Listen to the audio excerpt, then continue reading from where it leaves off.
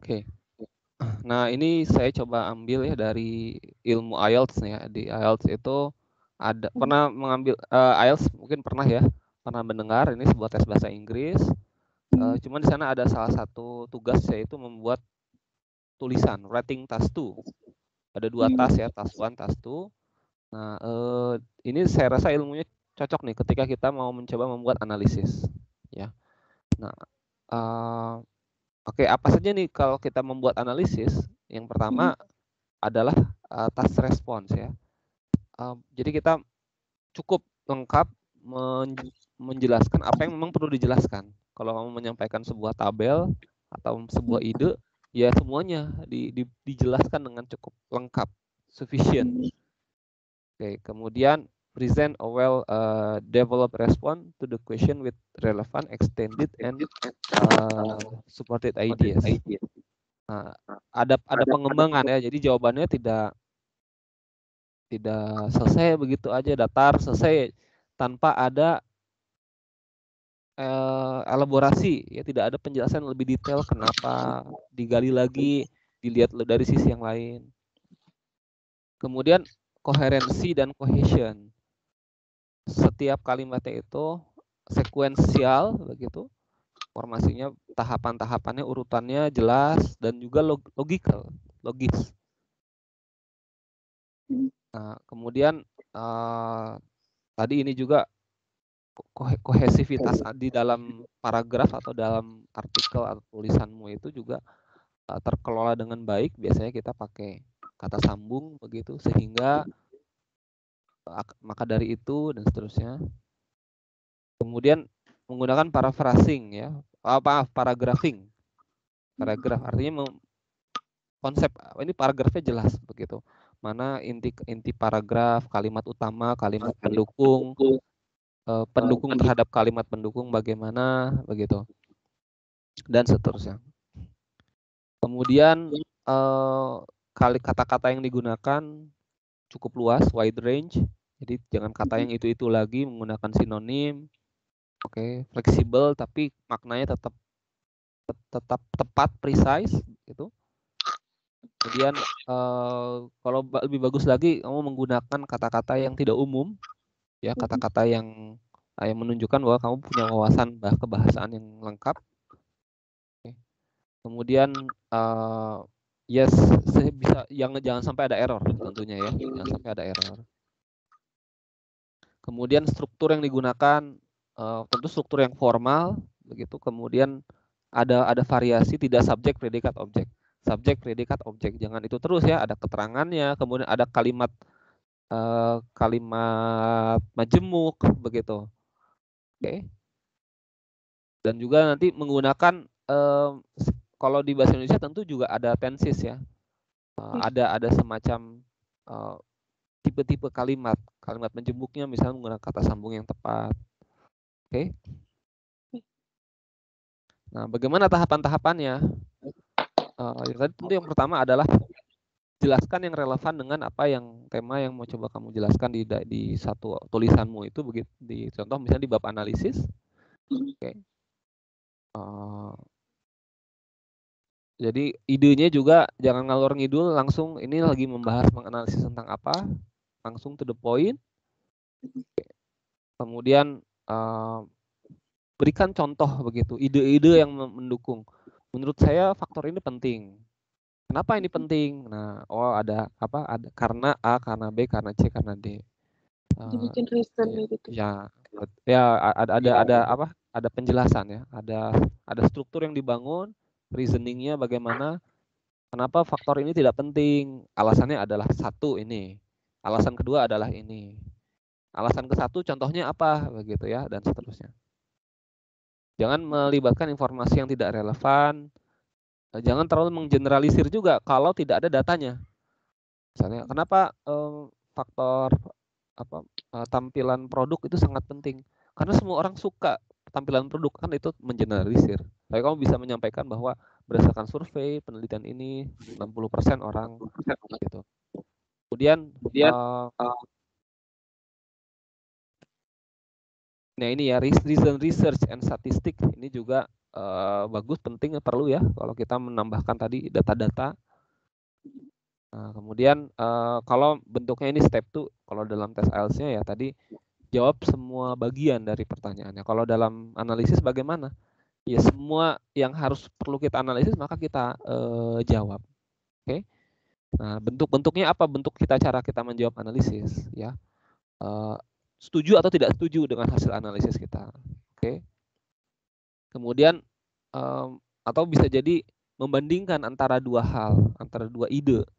Oke, coba. Oh, ini menurut peneliti ini seperti ini, menurut peneliti itu seperti apa? Nah, itu coba dijelaskan. Kemudian memberikan alasan, reasoning ya. Mengapa seperti ini? Kemudian kendala yang dihadapi seperti ini, maka solusi yang mungkin cocok adalah seperti apa? Jadi ada solusi, bisa juga dalam analisis mengungkap permasalahan yang muncul seperti apa. Oke. Kemudian boleh juga di bentuk analisisnya adalah advantage or disadvantage. Apa manfaatnya dari ini? Jadi secara adil juga dijelaskan. Oke, solusi yang dihasilkan olehmu adalah misalnya melakukan strategi ini. Dianalisis, memang apa manfaatnya dari strategi ini? Apa dampak-dampak dari strategi ini? Nah, itu juga dijelaskan. Ya, kemudian berikan selalu alasan begitu. Kemudian kadang-kadang juga kita bagaimana dampaknya ini terhadap perusahaan, bagaimana perlu itu bentuk analisis juga ya. Bagaimana dampaknya terhadap individu perusahaan, terhadap masyarakat secara umum. Oke.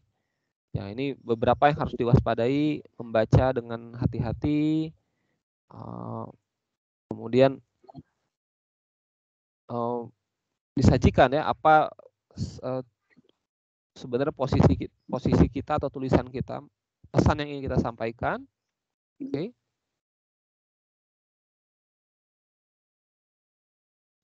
Oke, kemudian organisir esai atau tulisanmu misalnya dianalisis itu secara logical.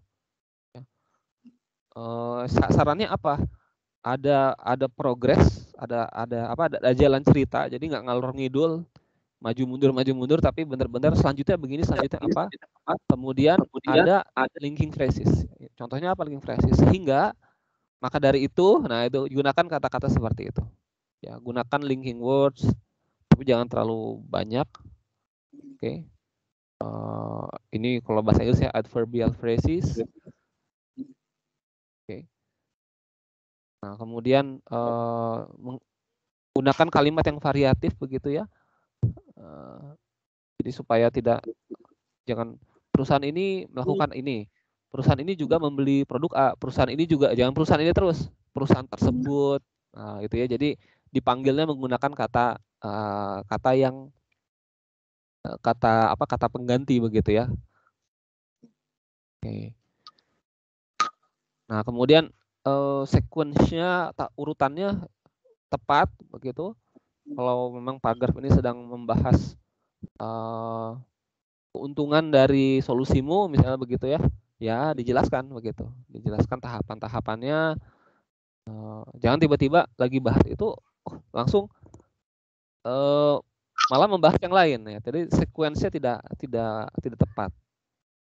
Kemudian idenya logis, mudah untuk diikuti. Ya, kemudian kalau misalnya kita ingin menjelaskan sebuah ide, sebuah bab, ada introduction-nya dulu, kemudian ada kesimpulan juga ya di ujung bab itu. Jadi kesimpulan dari subbab tersebut. Oke. Kemudian setiap paragraf untuk satu ide atau satu topik area. Jadi jangan semuanya dicampur dalam satu paragraf, dibagi-bagi. Misalnya paragraf tadi misalnya ya 3 faktor terpenting. Nah, itu satu paragraf. 3 faktor terburuk itu satu paragraf. Nah, begitu. Jadi jangan dicampur semua dalam satu paragraf.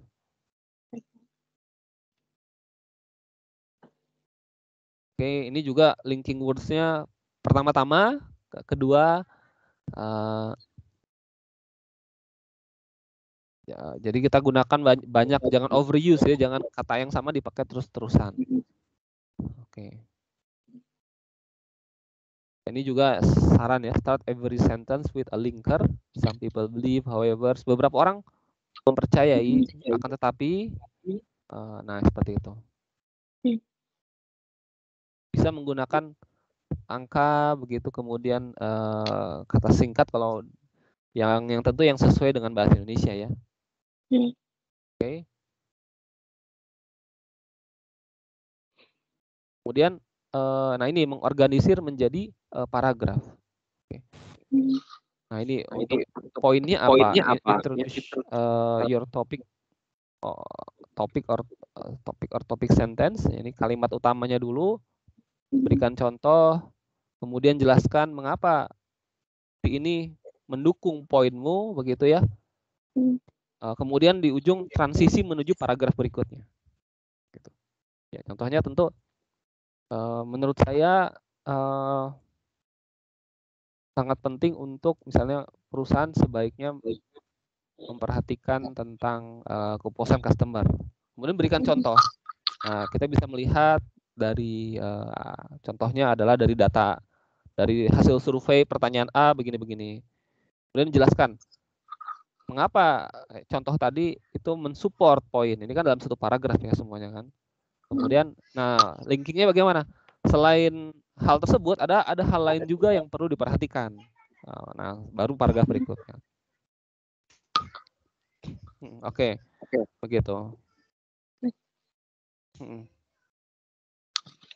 Kemudian paragrafnya harus cukup ya, jangan cuma satu.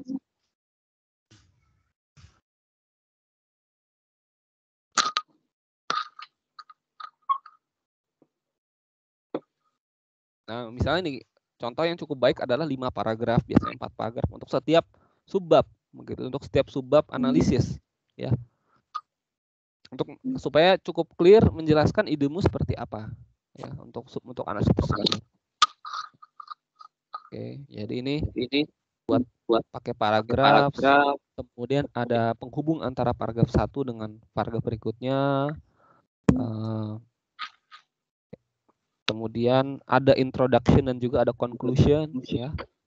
Jadi di awal subbab itu, oke, pada subbab ini saya akan coba menjelaskan tentang apa begitu ya. Jangan menggunakan paragraf yang cuma satu kalimat, itu nggak apa ya. Paragrafnya juga terlalu banyak, jangan terlalu panjang sehingga akhirnya mencakup seluruh seluruh subbab begitu. Satu subbab kok cuma satu paragraf. Ya mendingan itu jadi paragraf saja, jangan jadi subbab.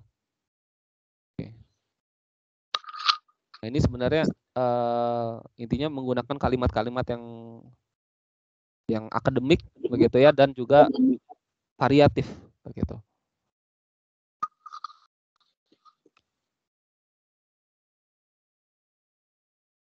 Oke, ini dilewat saja. Nah, ini beberapa variasi struktur kalimat yang kompleks ya. Nah, nanti ada mungkin perlu dijelaskan lebih khusus. Kalau di bahasa Indonesia tentu berbeda, tapi ada paling sederhana kalimat majemuk. Misalnya apa ya? Kalau jangan cuma datar begitu ya. Perusahaan membutuhkan modal lebih besar. Oke.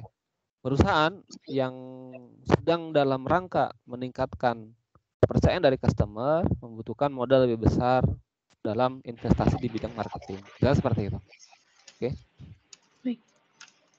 Oke, nah ini checklistnya secara rangkum yang tadi sudah dijelaskan. Ya. Nah, seperti itu ya. Jadi sangat disarankan untuk memperbaiki paragraphing analisisnya itu dengan prinsip tersebut ya. Oke.